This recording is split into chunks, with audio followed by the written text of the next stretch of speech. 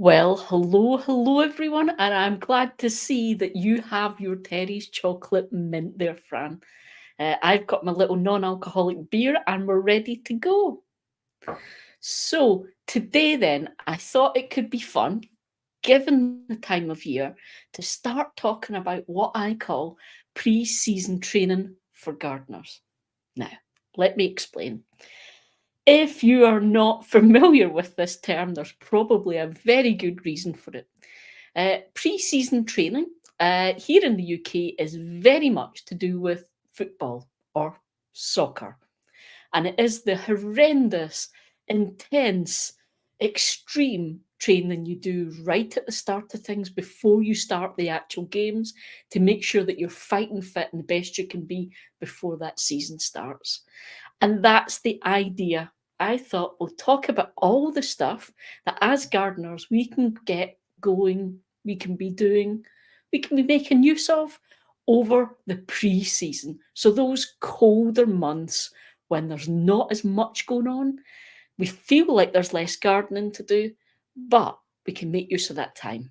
And I've done this with you guys before, so it won't come as a shock. And I suspect a lot of you will already do a lot of this. So, hello then. I can see you all chatting away in the chat, and I can see that so far we've got the first one in was Pammy, followed by Fran. I can see we've also got Gail, and Lee's just joined us as well. So, tell me then, guys, it's a bit chilly here, and I know Linda's been chatting about this on the Patreon Discord channel, but bit chilly here, bit rainy, bit on the windy side. How is it with you guys? What's your weather like today with you guys then?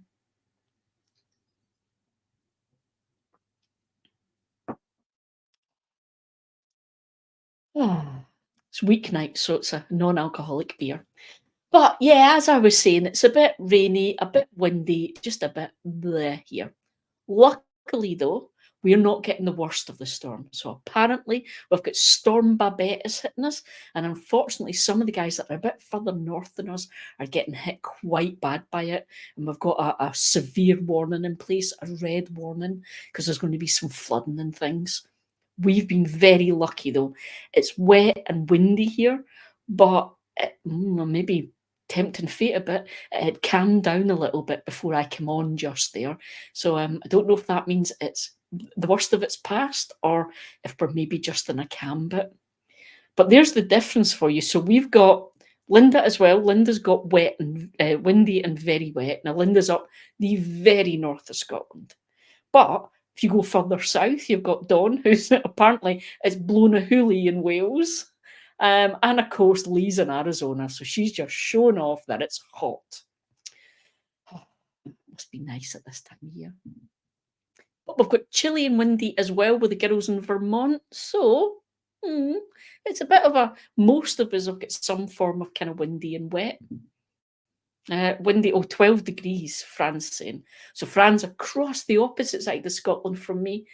And you could say, get similar weather. We talk about the Central Belt as that band across the centre of Scotland. But Fran is on the west coast and I'm on the east coast. So Fran tends to be a tiny bit warmer. But downside of that, it means Fran usually gets a little bit more rain than us as well, or generally a bit more of the damper atmosphere than we get. We tend to get more of those clear, cold days, especially through winter.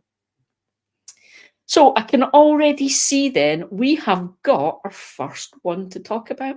So we've got Pammy here, Garden of Eden, is sorting her seeds. Fantastic job to be doing at this time of year, and definitely part and parcel of this whole getting ready for the season coming. It's one of the things I do as well. So I start off usually with the whole planning thing. That's my first thing, because if you don't know what you're going to do, and to an extent how you're going to do it, then you can't really get all that kind of stuff like sorting your seeds going. So what we're going to do is put seeds on the back burner for a second, and we're just going to talk a little bit about the planning, because this is essentially how you decide what you're going to grow next year, where you're going to grow it, how you're going to grow it. And then through all of that, you can start planning out what you need, things like your seeds. So, who then is at that point where they've already started planning what they're going to grow next year? Even if it's only some of it, but generally they're getting into that mind frame. I'm making you do the work so I can grab a drink. It's thirsty work talking.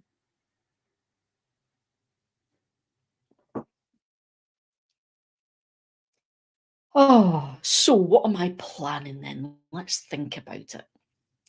I know some of what I'm going to do, but there are some changes coming. So that's going to dictate some changes to what I'm going to grow and how I'm going to grow and things. So I haven't got everything sorted yet. I've probably been thinking at least. I'm going to tag this into the plan and then I've been doing the thinking because thinking is important. I know that I'm going to be growing tomatoes outdoors because we had such amazing success this year when I thought we wouldn't manage it. So I'm definitely going to be growing some tomatoes outdoor. I think it's only going to be cherry tomatoes. So that's a start. It's a bit of planning going, but it does mean I've freed up some of my tomato space in the greenhouse. So I can now think about, do I want to use that for more tomatoes and have more tomatoes than normal? Or do I want to use that space for something else? And that's when it gets exciting. It's like, oh, a space for something else. Yeah, that's the exciting bit, I think. So I've got that far. I've kind of planned the tomatoes, or at least most of them. So I know I really enjoyed sun gold last year, so I'm definitely going to do sun gold again. And I know that I can do it outdoors. Excellent. There's my first thing. Get it on your spreadsheet. What else? Black crim. Going to do that again. But I think I'm going to do it in the greenhouse this year rather than having them outdoors. So that's a space in the greenhouse. So this is how the thinking process is going, a little bit at a time. If I know I'm doing that and where, then I know the knock-on effect that has on other stuff. And there you go. So Dawn's joining in with us on the Sun Gold. Sun Gold Dawn are absolutely lovely. They are just, they've got the wow factor for me. There's things that I like about tomatoes and tomato flavours. I like those punchy tomato flavors, the ones you can really feel in your jawline. Those ones. Yeah, and that's to me, that's what Sun Gold is. It's that type of punchy tomato flavor, so I'm a big fan. What else then? So that's some tomatoes for outdoors, the greenhouse, that kind of thing. But I'm also definitely, you guys know this, I'm going to be growing peppers in the greenhouse. And it goes without saying, it's going to be King of the North. But now that I've also got Steve, so I grew 1 Steve plant this year and 3 King of the North. Normally I do 4 King of the North. Question is, if I've got a space on the side where the tomatoes go, does that mean I could do an extra pepper? So again, having a think, what does it involve? What does it mean space-wise? Where am I going to grow things? Now that's just me thinking purely about space. But there's other things to think about. What size are those plants going to be? Because, you know, a pepper plant is bushier than an indeterminate tomato plant. So an indeterminate tomato plant are the tomato plants that we grow as vines or single stems. They're the ones that just grow up and up and up. And if they're in my greenhouse, they get incredibly tall. Like they will hit the roof and keep going to the point where I will have to take the top out quite soon. Peppers, I tend to grow them on a few stems so they can be quite bushy, but they're nowhere near as tall as a tomato plant. So I have to think about that. If I put it in the tomato space, it's going to be wider than what would normally be there. Will that work? Got to think about all of these things. But on the tomato front, I'm also going to be growing my little micro and dwarf tomatoes again. They don't need a space in the cord grow. They go in pots or the green stock. Did okay in the green stock last year. And again, that means more tomatoes, but I don't need to take up space in the greenhouse. Lots of thinking. So this is one of my big things for when you're thinking about what you're going to grow, you're planning the what and where thing. I highly recommend it, guys. If you don't have a gardening journal that you write in, make some sort of file where you can keep all these notes on your computer, something. Because all this is going to be going around your head for a wee while. You're going to be thinking like this for a month, maybe, or more, if you're me, and you'll forget things. So get them written down. Now, I have a video all about this. You guys know all about it. I've got a spreadsheet that I showed you when I built it and shared with you all. So if you don't have your own file, that's an option. You can go and download that and start getting things in there and start recording things like. Now, here's a good thing, because people who are new to gardening always ask about what they should record in their journals. So when you're doing this kind of planning, here's what you should be recording and thinking about. So obviously the plant, so you know what you're talking about. Where do you want to grow it? Okay, so take a note of that because it's handy for later on when you start planning through the months. Find out what you can about that plant.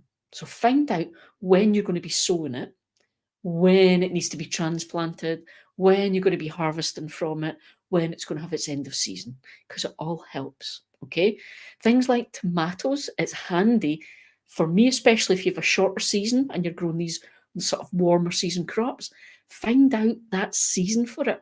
When do you need to transplant it and when will it start giving you crops? Because that's really important. Note all of that down. Okay, and once you have that, you then want to look at the temperatures the plant needs, because that can help you decide where it goes and when you sow the seeds. If it needs a certain temperature for the soil for it to germinate, you need to think about when you can give it that. Can you give it the temperature it needs for those little seeds to germinate? And if you can, when? So for us here in the UK, that usually means we're thinking about sowing tomato seeds February, March, April time, because that's when we start looking at those soil temperatures throughout the UK, depending on where you are. So these are all really useful things to find out and put in that file, that journal, your notepad, whatever it is you're doing, because these will help you to make all the decisions and all the plans going forward. I'm enjoying watching all your wee chats. So Linda has ordered her tomato seeds from Camilla today. Now luckily I have seen this list and it is quite a list. I'm quite impressed and also a bit jealous. Way more than me so far, but I'm still deciding. So, maybe. I'm kind of thinking about it, Rebel Starfighter, just because it's the most amazing name. And you guys know I am an R2-D2 and Star Wars fan. So, Rebel Starfighter might work. Might be good. We'll see. I haven't decided yet. Okay, so that's a wee bit of planning about your plants and where you might put them and all that kind of thing. And this will help going forward for all the other things we're going to be thinking about. So Gail's got a good point then. Gail has been thinking about what needs a bit of a longer season. So she's thinking about her new greenhouse. So anyone who hasn't caught up in the story yet, Gail and Lee have been going a bit mad and built their own greenhouse and have installed the electrics themselves. I'm very impressed with this. And there is a video that you can go watch and see the gorgeous new greenhouse. So Gail is thinking a little bit about what she can grow in there then. So this is a good one. Suggestions, guys. Melons, I have no idea. I can't even suggest. Melons are one of those things that just not going to happen in my garden. I can dream, it's just not going to happen. It's a bit like for me, there are certain things that with the perfect year, I could maybe grow them, but it wouldn't be worth it for me. So for me, that is squash and pumpkin is a big one. I did try them a few times back in the early days, and they grew massive plants, did really well, but I only got a couple of pumpkins and a couple of squash for these huge plants that took up loads of space and effort and feed and stuff. So for me, deciding on the amount of space I've got and how small everything is, plants have to earn their keep. So no, I decided I'm not going to do that again. Just wasn't worth it for me, for the amount of harvest we got. So that's another part of your planning, is thinking about last year. What did we do last year? What worked? What didn't work? What are we going to change? All that kind of thing. Because every year there'll be changes. Now, Dawn is asking about peppers then. Ah, yes, indeed. So, have you tried golden? No, I think that's the California Wonder, I think. It's a yellow bell pepper. Indeed, I have, and it's on video. So I grew them the first, I think, maybe 3 or 4 years of growing peppers. And I think the very first year of videos on YouTube, I think there are some of them on there. Now, it's hard to say. At that time, with my experience and what I had grown before, I was really happy with them. They grew, they were fab. But I'm not sure now that I've discovered King of the North, I'm not sure they could compete with King of the North. So yeah, it was such a long time ago, Dawn, so sorry. Bit of a difficult one, I'm afraid. Yeah, can't remember it well enough to kind of make a decision on that. Sorry. Ah. So yeah, so Dawn uses a spreadsheet saying she recommends it. It's a handy thing. If your brain is like mine, a spreadsheet is a good thing. But that was then. We're speaking about our plans in terms of plants and seeds and where they're going to go. Another great thing then is when you're doing this, you get to go out and see your space because it's kind of part of your planning, but also part of your doing. It's quite important. Space in your garden and what needs done. Do you have the spaces you need to grow? If you don't, are you going to make them? Buy them? Jiggle things around to create it? What are you going to do?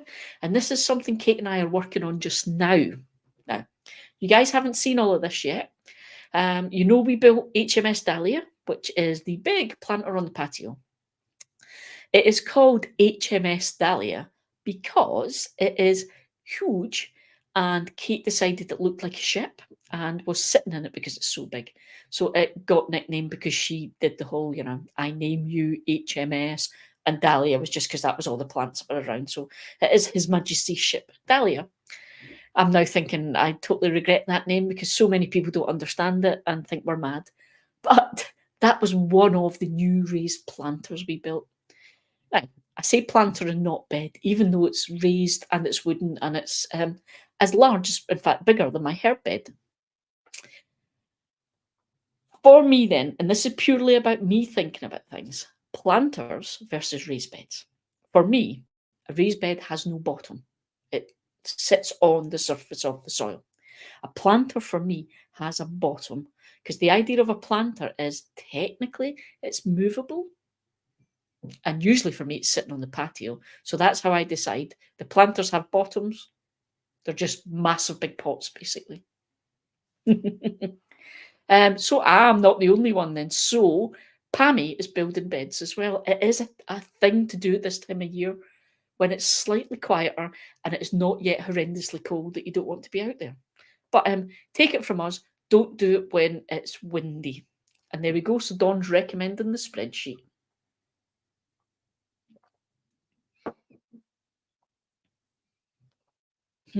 Okay, so that's quite interesting. I've just seen Pammy's just commented something else, so let me show you. Pammy's used to growing in open ground, so what we call in-ground beds. And she's now converting to raised beds. So she's got, oh, that's interesting. So she's now got more space than she did as you can plant a bit closer. Now that is another awesome thing. Planting a bit closer. Okay, here's the thing. You can't plant any closer just because you're in raised beds. And this is a great thing for another piece of our pre-season training. And that is when we're deciding on what we're growing, we might be doing a new thing. Now, it could be a new plant we're going to grow, or like Pammy, it could be a new place we're going to grow, or a new way of doing things, a new activity. So winter is a fantastic time to get the research in and get learning about this so that you're completely as prepared as you can be come the start of the season. You've got everything, all the knowledge you need under your belt, and you're not fumbling around at the start of the season and just learning as you go. Now, obviously, it's a new season, and if it's the first time you're doing it, there's going to be that little bit of kind of learning as you go, but you can at least get yourself prepared as much as you can. You can get that learning in. So I said there about how just because you're using a raised bed, you can't just plant closer together just for the sake of it. But it is quite common that you'll see people planting closer together when they use raised beds. And it is because of this. Okay. You can dictate the soil that's in your bed. You can make it the perfect mix for whatever plants are in there and whatever they need. You can make sure it is possibly the most fertile, nutritious soil that's anywhere in your garden. And that way, you can plant things slightly closer together because you know they're going to be able to get the nutrition they need. Okay, so that's where that comes from. Okay, now here we go, guys. Big secret for you then. Just because we're in a live, nobody knows this yet. So I was mentioning how we're doing changes, and I talked about HMS Dahlia. So we've got another planter we've just finished building. We haven't finished planting it up yet. And that's going to be in Colourful Corner. So it's another one that's going to be for our flowers and shrubs and that kind of thing. But that's adding to the garden. I'm actually going to be taking something away. The very end vegetable bed where I grew the tomatoes last year, that's next to the chili tree where we sit and enjoy our garden. Well, we've decided, because when we first put our garden design together, when we first created all the spaces in our garden, we chose the sunniest spot in the garden as where we wanted to sit, because you want to sit in a sunbeam. It goes without saying. But what we didn't realise was that that is also a bit of an overlooked area, and it's not quite as comfortable to sit in as the chili tree. And we've only discovered this by accident, because I put a chair in the chili tree just for a coffee one morning, and it just was so awesome. It's become the thing. But the problem is, it's quite small. There is literally space for 2 chairs. And even then, we have to move those chairs a lot to use that area. So we're actually going to make it a little bit bigger. Not a lot, just a little bit. But to do that, we're actually going to reduce the size of that bed that the tomatoes were in. Now, planning, I've thought this through and we've planned. We are going to use it again for the tomatoes. So it doesn't actually need to be that wide if I'm going to make that my main tomato grown bed. So half that again we're going to go with. And that will let us put another line of those paving slabs in and give us a little bit more space for our chairs and to sit, and crucially for some shading in summer, because the sun bakes that spot, and sometimes, this year especially, it has been too hot to sit in a few times. There we go. It also means we might get space for maybe a wee fire pit in there or something for winter for a wee bit of heat. So there you go. This is all the thinking and planning. I'm making changes based on last year, because I know I'm now going to grow tomatoes. I know I'm going to grow them in that bed. So I don't need the bed to be that size. But I know I would like more space there for sitting in. So it all ties up. Lots of planning going on. So yeah, come spring, when it's time to get the gardening going again, we'll be exhausted because there's so much.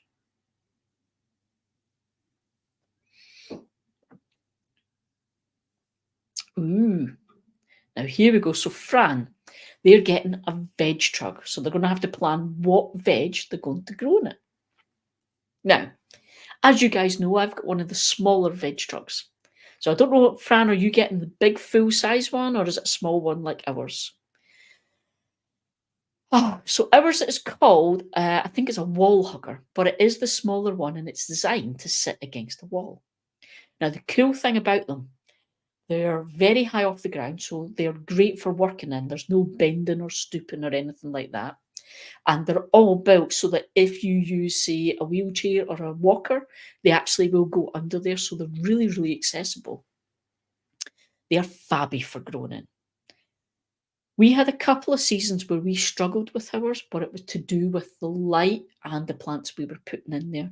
So we were putting things in there that needed a lot of sunlight, but it was backed up against our shed where it wasn't getting that light it needed. So we changed it to be a herb bed. Wow, success. So here's one to put on your plan then. Things like herbs and your lettuces and things, your greens, they don't need quite as much sun as your fruiting and cropping things, your your onions, your tomatoes, the things that produce a larger size piece of fruit or veg. Those need more sunlight. So if you're going to be growing things like greens and herbs, up against a shady spot somewhere will be a great place to do that when there's not a lot of other stuff that will grow there. And that wall hugger, that veg truck we've got, is perfect because you don't need a massive amount of space for growing herbs. They grow brilliantly. So yeah, so Fran, that's an interesting one. What are you going to be growing in it? Have you decided, or are you still at the very beginnings of planning then? Because if it's the big veg trucks, you can get so much in them.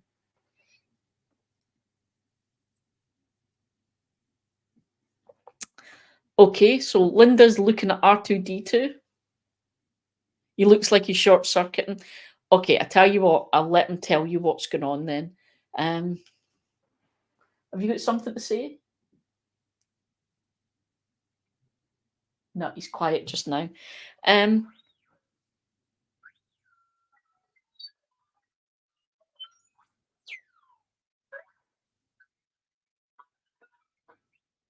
shut up. R2D2 behind me here is a Lego build that I made, and I installed lights and speakers and things in him. So yes, he's not short circuiting. He's just, for anyone who's a Star Wars fan knows, R2 just always has a lot to say. He's possibly given me tips on what I should be planning for. Okay, so we were talking there about the veg trug and what you can put in it, the light and stuff, and that came from the chat about Pammy switching to raised beds. So here's one then, Pammy. This might be a good one for you. And if you're used to growing in the ground and having lots of space and things and doing the proper traditional spacing, this might blow your head a little bit. So good one for a bit of research then. And it's something called square foot gardening. Now, like all the other terms you'll get, things like no dig gardening, what have you, that's a trademarked term. It's a specific thing, okay? But it just means growing things in a smaller space, so cramming as much of into that space as you can, okay? Now the square foot gardening thing, it has set amounts of plants that you can grow in 1 square foot of space. So if you don't have a lot of growing space, it's a fantastic way to get as much out of it as you can. It's quite formal in the terms that there are. Like it may say, if you're growing beetroot. Now I'm taking this off the top of my head here. This is not proper figures, but it's something like if you're growing beetroot, you can grow 9 in that square. Whereas if you're growing something that's a little bit bigger, like say lettuce, you might, or like proper heads of lettuce, you might only get 4 in that space. If you're growing spring onions, you might get 32 in that space. So this is a way of doing it. But it is part of this thing about making sure you have the richest, most fertile, most perfect soil you can so that it can sustain that amount of plants. So that's maybe something to think about then, Pammy. If you're wanting to cram as much in, this is a way of doing it. And I mentioned about how I was taking some space away. It's actually something that I'm thinking about, considering that I might get some square foot gardening going in my beds this year, just to give it a bit of a test. What do we think? Is it something that's maybe worth giving a try? Given I still haven't decided 100% on all the things I'm growing, so I'll add it to my list.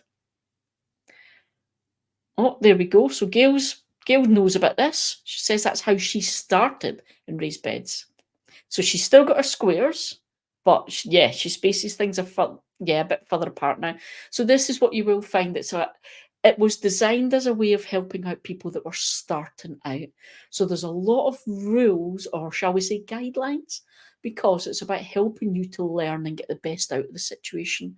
But as you learn, you will tweak as you go and you'll make things work for you in your garden. So I suspect that's probably how I'll end up doing it.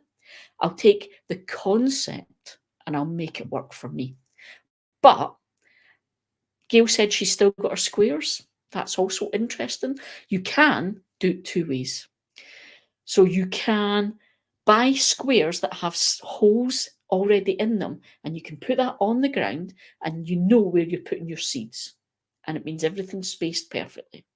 Or the more common way is to actually shove some nails in your raised bed at 1 foot intervals, and then use some string, and then mark all that out. So you tie the string round the nails, and that puts a grid over your bed that shows you where the square foot is. So it's something to look into then, Pammy. There is definitely a book that is worth getting, Pammy. Now, hopefully, Gail, you may know what it is, because off the top of my head, I can't remember. But there is actually a square foot gardening book. In fact, there we go. There you go. Perfect. So let's see. Keep an eye on Pammy and I this year and see how we get on with that then. Okay, so there we go. So that was awesome. We've talked about our planning and how that's going to affect the changing up the garden and building new beds or moving your growing space, all that kind of thing. So now we've done all that, we kind of now have a good idea of what we could do. Now is the time, which some of you have already started on, so you're ahead of me. You can start going through your seeds then and saying, right, if I know what I'm growing, what seeds have I got? What seeds do I need? Am I growing from seed? Am I buying plug plants? Am I just going to buy a plant for later than season? These are all the things to start thinking. You get so thirsty when you're just talking nonstop. Yeah, so seeds. Here is an awesome tip for you then. Again, it comes from my whole series of pre-season training for gardeners. So I've gone through this with you guys before. In fact, I think it's one of the very early videos I did on this. Read your seed packets, your seed catalogues. If you buy from a company that don't send those pictorial packets, get on their website, because you will find all of the info you need to get the best out of your plants from those seed packets and catalogues and the suppliers' websites. That's where you're going to find out about what temperature do I need the soil to be so that these little seeds will germinate. If I can't get at that temperature, how much slower will they be to germinate? So that way you're not panicking about things not germinating. You know they're going to take a wee bit longer. You know that even though the packet says it's going to take 7 days, that's when it's the perfect scenario, and you maybe don't quite have the soil warm enough for that. These are all the awesome things you can learn. And it'll also give you ideas about spacing. So we were just talking about planting closer together. But if you want to stay properly regimented and get the very best results, the seed packets will tell you about how much space to give each plant, how deep to have things go. So go through your seed packets for the information that's on them. So many people forget about how useful that can be.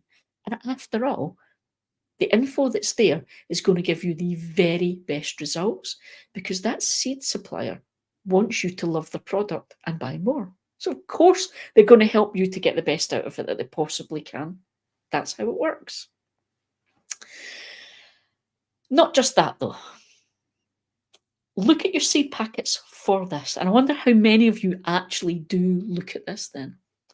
Have a look at your seed packets and look for dates. Go and see if there are any dates. If you're, I don't know, maybe you're sitting with your seeds just now and you're listening to me waffling on while you're going through them. Have a wee look and see, do they have any kind of best before date on them? And take a note of when it is. Okay. Now, the reason I'm saying this, seed packets usually have about a 2 or 3 year life on them in terms of the best before. Okay. Now, when I was new, in fact, right up until I was gardening for about 5 years, I used to religiously throw out all my seeds that were over a year old and replace them all brand new. You don't have to do that. A little bit of thought and planning and a little bit of knowledge of what you're doing can save you a fortune. Because did you know, if you store your seeds properly, they can last for years and years and years. And if you're worried, there is something you can do in the pre-season which lets you get a little bit of seed sowing fun in before you actually start your seed sowing. It's something called a viability test, and all it means is you sow some seeds so that you can tell roughly how likely you are to get as many plants or as much germination as you want. It's this simple. If I am not sure about my King of the North pepper seeds, I've had them for a couple of years, and I'm not sure if they're going to be great this year, if I'm going to sow 5 and I'm going to get 5 plants. So what I can do is in the pre-season, I can test it. I can sow, say, 10 seeds. I'm saying 10 just because maths is easy. You don't have to do 10. But if I sow 10 seeds and say 7 germinate, I know that I've got a 70% germination rate on those seeds. So it means when it comes time for me to properly get going, if I want 5 seeds, or sorry, if I want 5 plants, I know I have to sow at least enough to get that from, a 70% rate. So that was why I was saying to you about 10's a good one, because you can work these things out. So if I wanted 5 plants, I know that I could probably sow 5 or 6 seeds and, maybe get 5 plants if I'm lucky. Now, that kind of thing. It's about hedging your bets. It's not an exact science because a lot of luck comes into it. You might get a batch that you just happen to have 4 dud seeds in your 10, but it gives you an idea, and it's a little thing you can do in the pre-season for a bit of seed sowing fun. Okay, so that's a seed viability test. Again, I've got videos on all of this stuff. Unfortunately, I don't have a moderator today, so I can't post the links to it without leaving you all hanging for a bit, but I will post them in the description of the video when I'm finished. Or you guys could be awesome and post them in the video and comments, because you're way more efficient than me. Okay, what else then? We've gone through the seed packets and we've got info from them. We've got our best before dates, but we now know that's not a definite, it's not a given. Okay, you can test seeds, and if you store them well, you can keep them going for years and years and years. So a good time then to look at how you're storing your seeds, and are you storing them well? But not just your seeds. This is a brilliant chance to look at all of your equipment you're going to need for your seed sowing. Because let's be honest, the seed sowing part of the year is going to be the first bit of the year. So we can get that all prepped up, ready to go. Now, you guys know I do this. You've seen me set my greenhouse up way in advance. So at this time of year, I'm already starting to think about all the equipment I'm going to need. And I can check it and make sure it's ready to go. So for seeds then, storing your seeds. I've had so many seed boxes over the years, all different types. And I've had some that were not as great as others and some that are fantastic. So, good question, Gail. And this is a really good question because it comes into the storing them well. So let's go specifically to the seed storage and the box then. Let's talk about that. I currently store my seeds in those big photo boxes. Okay. And the good thing about them is they are either coloured or they are slightly opaque. So they're not completely see-through. And it's boxes within a box. They're plastic, so they're relatively water resistant. I wouldn't say waterproof, but they're pretty water resistant. And they also have a really good tight seal on them. So for storing seeds then, you want them to be stored where it's cool, okay? Because you don't want them to be somewhere really, really hot. It can denature them. As well as cool, you want it to be dry. So it's good that I've got them in these plastic boxes that are sealed and nice and they're double boxed. So there's very little chance of them getting wet. And you want ideally to keep them out of the sunlight. Now, 2 things there, and this is why people ask about my seeds in the greenhouse: light, okay, and heat. So it's maybe worth me explaining then, okay? So the seeds are kept out of the sunlight because my boxes aren't clear, but also I keep all of my seeds in their packets. So I keep the seed packets. I know quite often people store the seeds in little boxes and things and they throw away the seed packets. I keep my seeds in the packet. So it's an extra layer of protection. It's an extra layer of keeping the light out. But also, given they're in the greenhouse, you might worry about the heat in there. My greenhouse very, very rarely gets that kind of temperature. So even in the absolute dead of summer, I have so much in the way of ventilation going on in my greenhouse that I rarely get above 27°C in the greenhouse. And even when there is that, there is usually a bit of a breeze going on. So what you'll also notice is I move my seed boxes around in the greenhouse depending on the time of year. And also sometimes I will put them up on a shelf so they're in a video just because I've got stickers on it and it looks cool. I admit it, I set this greenhouse staging up so it all looks pretty. Hey, what can I say? Um, but yeah, so I'm deliberately moving it around to where I know those cool spots in the greenhouse are. So it's maybe for you, Gail, for your first year with your new greenhouse, it's maybe something for you to just wait and take stock of and see how things are in there before you start putting things like seeds in there. So get to know it first. It's always a good thing to get to know a new greenhouse. And I always say take that first year purely to learn about your greenhouse. Where are the hot spots and the cold spots and the drafty spots? Where is the leak because you didn't seal the bit on the roof right? That kind of thing. Take that year to get that. Okay. So the seed box is just one part of my seed starting. I use it to organize my seeds as well, and everyone's got their own way of organizing. So I have a box that is generally storage for all my seeds because I've got a lot. And I use it to organize them. So I have it in that box by things like here are my tomatoes, here are my dahlias, here are my, I don't just have peppers because there's not enough to fill a box, but I'll have things like greenhouse, which is peppers and aubergine, that kind of thing. I'll have salad crops, maybe have herbs, that kind of thing. But how it switches over for me is when I start now and I'm planning out what I'm going to sow and when, I move those seeds into another box that's then organized by month. And I put my seeds into the month that I'm going to sow them. And again, I wish I had a moderator because there's another video for you to watch if you haven't watched it. How I organize all my seeds. So that's two boxes for me then that are on the go. And that's how I organize. But other equipment you need to think about, and one of the big things, you have flats or seed trays. Okay, so you guys have seen them for my greenhouse. They are usually black or green, and it's just the flat, long rectangles that I fill with soil, and I usually broadcast sow into those. And I use them quite often if it's tiny little seeds and I don't want to try and sow them individually. Okay, you can prick out of those and move them on, so they work great. You also have something called a module tray, and that is when it is a tray, a flat tray, but it's made of lots of little compartments. We call those modules. You'll see me use them for things like peppers and tomatoes, where I can sow one seed and let it grow in that little space.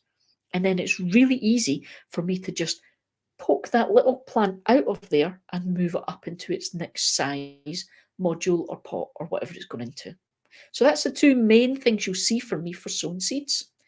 But it does mean I need to get them all clean and ready to go for the next season. So through the winter, I'm checking on all of that as part of my organising my spaces.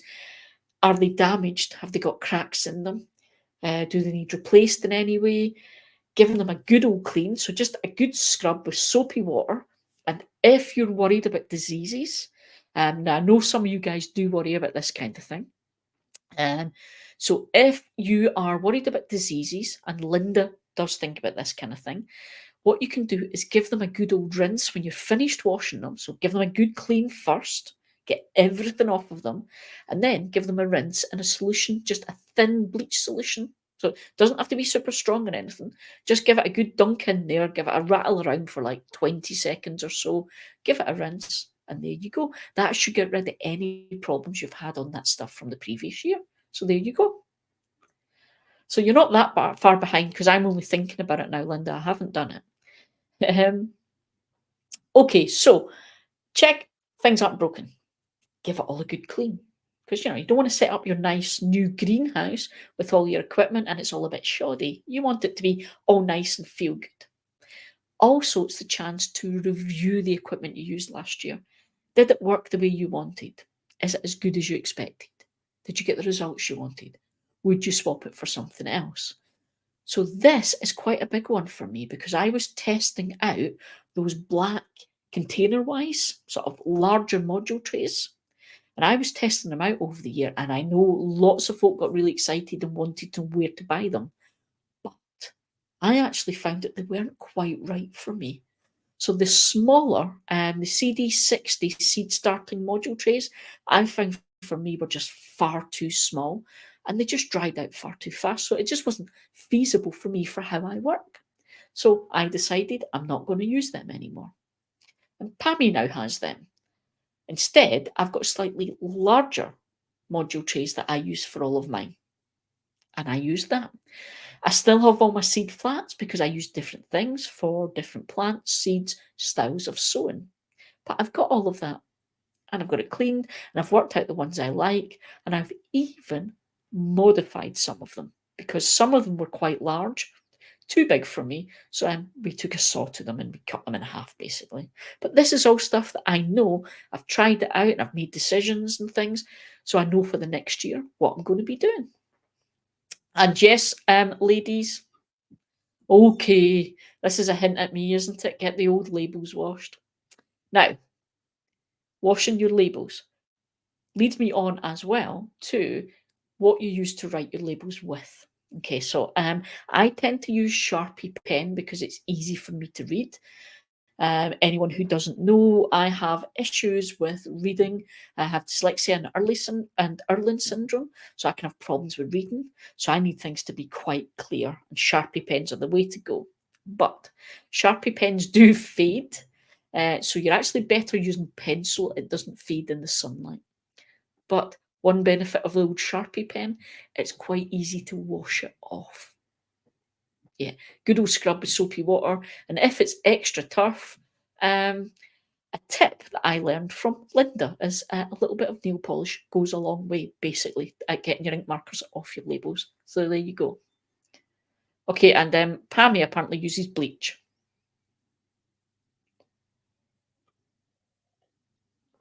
Okay, so we did our planning. We looked at all our spaces and if we were going to make changes to any of our spaces. We talked about looking at all the seed packets and things and getting all that really useful information. We also did seed viability tests, so that little sneaky bit of seed sown in winter. We spoke about our seed boxes and storing our seeds. So all of this means we can now get on with organising our seeds. We know what we're going to do, get them organised and start buying the ones you need. If you're Linda, you've already bought 1 million tomato plants. So if anyone's short of tomatoes this year, you're probably going to have Linda turning up at your door with trays of them. So you can get all that going. And then you can get washing and sterilising all your seed sown kit. Okay? Last job then, before we can really get going. I do this. You don't have to do it. And it is about how much of it you need and how you do things. But as part of the whole organising in my greenhouse, you guys know I've got some big containers and I keep all the elements I use to make up my seed sowing mixes and my potting mixes because I make all of my own from scratch because basically I'm a control freak. Basically, that's it. But for the start of the year and seed sowing, it is very good to sterilise any spent compost that you're going to be using for starting seeds because you can use old used compost. So if you've emptied your pots out, you can reuse that compost for sowing seeds. It won't really have much in the way of nutrition in it at all, but that's okay because seeds don't need that nutrition. They don't need it until they're small plants, and at that point, you're going to be potting them on into new potting mix or compost anyway. So you can actually reuse that old compost, but you want to get rid of any diseases or pests or anything in that that could ruin it for you. One of the biggies is the funguses and the fungus-like things that can cause damping off. Now, damping off is just around, okay? It's just bad luck. It happens. And I had it really bad this year. It took out all of my peppers and tomatoes and my first lot of onions this year. It was really bad. It is just one of those things. You're more likely to get it if you overwater or keep things too damp. But you're even more likely to get it if you're using soil that's got all of this stuff in it already. So it exists in the air and around, and it will land on your soil. But if you use soil that already has it, you've got an even bigger chance of having these problems. So you can just get sterilising your compost that you're using in your mixes to try and reduce the chances of this. And it's dead easy to do. The way you can sterilise things is the easiest way I've found is to bake it. Um, Easier for me because I had the big barbecue, the big gas barbecue, so I could do it outdoors because it can stink and you really don't want that smell. Your other half's going to kill you with that smell in the house. You can also use boiling water, so you cover the entire thing in boiling water. So that's a bit easier to do if you're doing small batches, okay? And I've done that as well. A lot of boiling water in there, give it a good mix, cover it over and leave it to sit. You can also do small batches in the microwave. I've never done this though, so I can't tell you how good it is, but I know a lot of people out there do it, so that's an option. The small batch thing's not as good for me because, as you've seen, I do a lot of seed sowing, so I tend to make up lots of mix in one go, but all different ways that you can be doing things. I really need a moderator to be posting all these links, don't I? Oh well. So that's then. We are up to that point where we're good to go. We've done everything we need to do. We've even got our mix done. So there's two little things I'm going to leave you with to add on to this list and have a think about. The first one, research and learning then. Anything new you're going to be thinking about, anything new you're going to be trying, this is a brilliant time to start learning about it. Anything that went wrong last year, this is a brilliant time to go and reflect on it, check on your journals that you've been keeping up to date, work out what went wrong, or start doing a bit of research to help you work out what went wrong. Fran, I'm looking at you. I want to see your journal full of all your notes about your watering this year, because next year you're going to have the most awesome garden going. It's going to be great. So we can start doing this. And this is where it's great to have.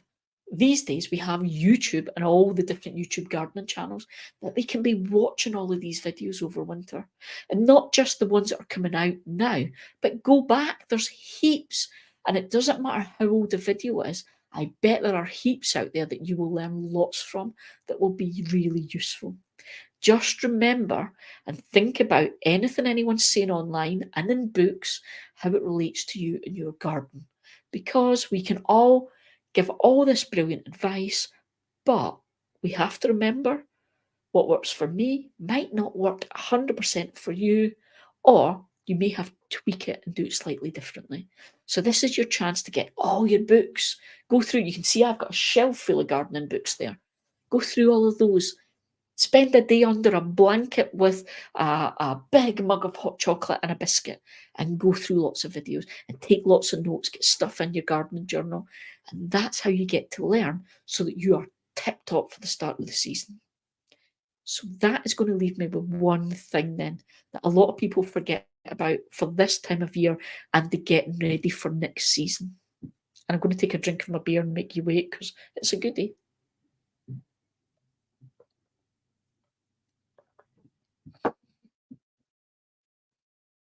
And yes, absolutely, always triple check.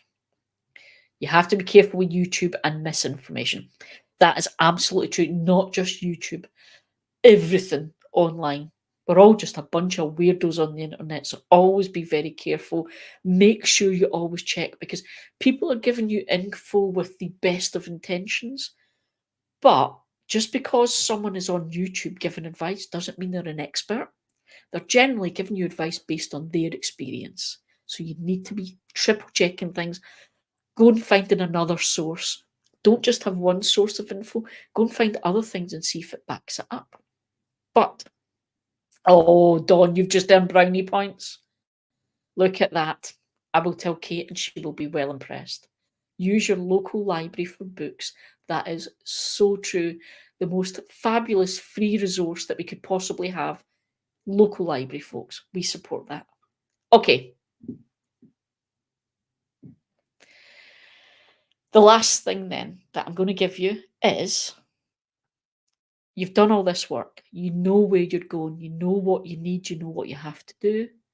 Folks, this time of year is a great time to be putting things on your gift lists. If you know you need to replace seed trays, you could put them on a gift list because things build up, prices and just amounts can build up and it can get really expensive. Okay, it's fine. You see me and all the stuff I've got, but I've been collecting this all over the years. I've got all this stuff because I've been doing it for years. Put things on all sorts of gift lists. Tell your other half, tell the kids the things you need. If they're not really sure, give them links. This is stuff you are going to love. Tell them that it's things you need and you will love and you don't mind it not being a surprise. Okay. And just before we head, I'll give you an idea of the kind of things that are on my gift list. Kate buys me my vermiculite. She buys me a 100-litre sack of vermiculite for Christmas, and that does me right through the year. She buys, if I want cocoa coir, that type of stuff, Kate will buy me that. She will buy me up to a certain amount of compost if I need compost, if I run out, that kind of thing. I get a little voucher IOU for anything like that I need. And if I need any tools or pots or things, that goes on the list and Kate gets me them. And that way, I'm getting presents for Christmas that are useful and I really need and I'm going to be really happy with. Kate's not stressed about having to come up with good ideas for Christmas presents for me. And I'm ready to go at the start of the year. So that's my top tip for making sure you're just good to go. Because it's all about using this time of year cleverly. So there we go. Right then, folks, I hope that was useful. And I want to see you off now, going and getting yourself sorted, getting those lists made, get your plans done, get your garden journals ready, and get sharing them. Get on Patreon, get on Discord, get on the Patreon chat, share the pictures of your stuff, help each other out, and let me know then, what are you growing? What's going to be new? And remember, the inner circle guys there, make sure you leave space because we have some awesome grow along seeds coming your way. Not just the seeds, there's going to be a fun grow along pack coming. Well, thank you for joining my lovely people, and I will see you very soon. Have a lovely evening, guys. Bye.